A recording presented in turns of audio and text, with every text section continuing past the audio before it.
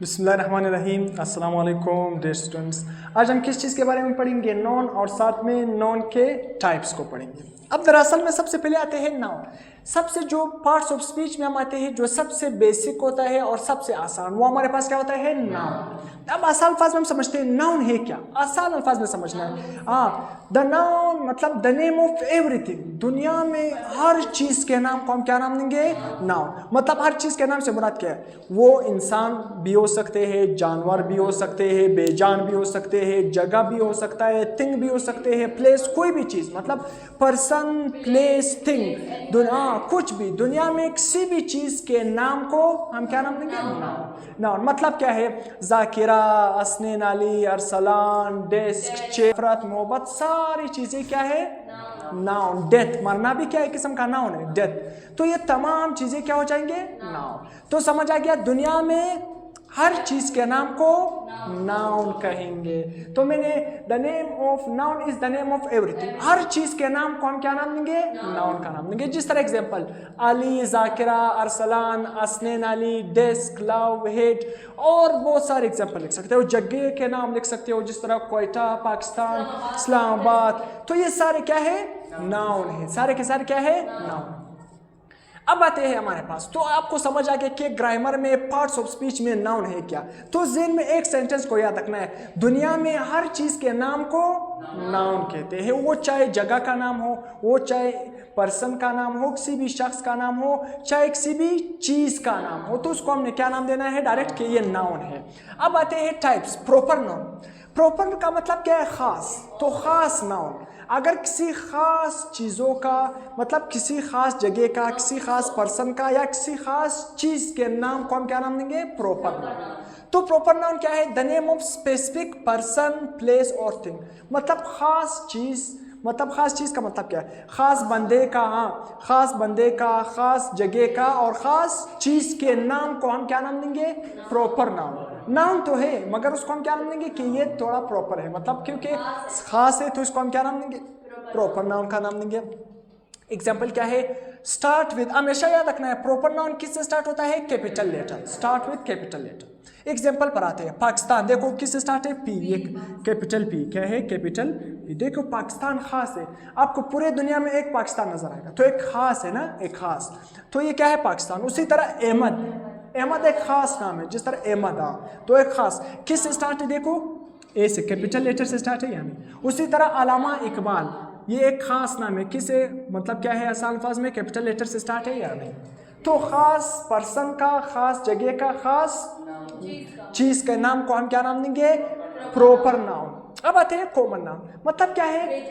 Common noun नहीं, बेजान नहीं। कॉमन नाउन का मतलब क्या है? आम चीजों के नाम, मतलब आम बंदे का, आम जगह का, आम चीज के नाम को हम क्या नाम देंगे? Common noun. नाम तो है मगर कॉमन नाउन, क्योंकि ये आम है रोजमर्रा में। जिस तरह the name of common person, place और थिंग, मतलब कॉमन बंदे का, कॉमन जगह का, कॉमन चीज के नाम को हम क्या नाम देंगे? कॉमन का नाम। बहुत आसान।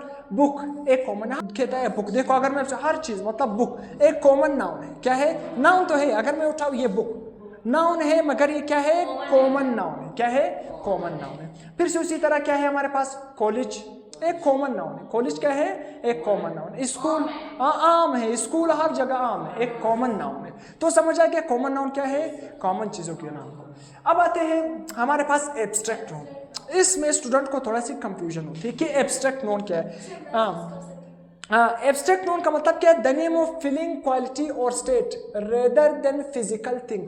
मतलब एब्स्ट्रैक्ट नाउन वो चीज है जो हमारे पास क्या है? फिजिकल थिंग तो नहीं होगा। एब्स्ट्रैक्ट नाउन में सबसे पहले एक बात समझना है, फिर मैं बाद में आपको बताऊंगा। एब्स्ट्रैक्ट नाउन हमारे पास क्या है? ऐसा नाउन जिसमें ये क्या होगा? नॉन फिजिकल होगा। नॉन फिजिकल का मतलब क्या है? जिसको सिर्फ आप महसूस कर सकते हैं, सिर्फ महसूस करते हैं। अब देखो हैप्पीनेस हम सिर्फ महसूस कर सकते हैं। मतलब ये क्या है? नॉन फिजिकल है। नॉन फिजिकल किस तरह है? इसकी पैमाइश हम नहीं कर सकते। दुनिया में हर वो चीज़ जिसको सिर्फ हम महसूस कर सके और इसकी पैमाइश, मतलब उसकी पैमाइश नहीं कर सके, उसको हम क्या नाम देंगे? Abstract noun. तो एब्स्ट्रैक्ट नाउन दो चीज़ों से बना है। दो चीज़ अपने ज़हन में रखना है, जिसको हम सिर्फ महसूस कर सके और जिसकी हम पैमाइश नहीं कर सके, तो उसको हम क्या नाम देंगे? Abstract noun. अगर कोई आपसे पूछे मैं ईमानदार हूँ, तो आप कहोगे कितना ईमानदार? बहुत ईमानदार। लो, कोई पैमाइश नहीं, पैमाइश आप नहीं कर सकते।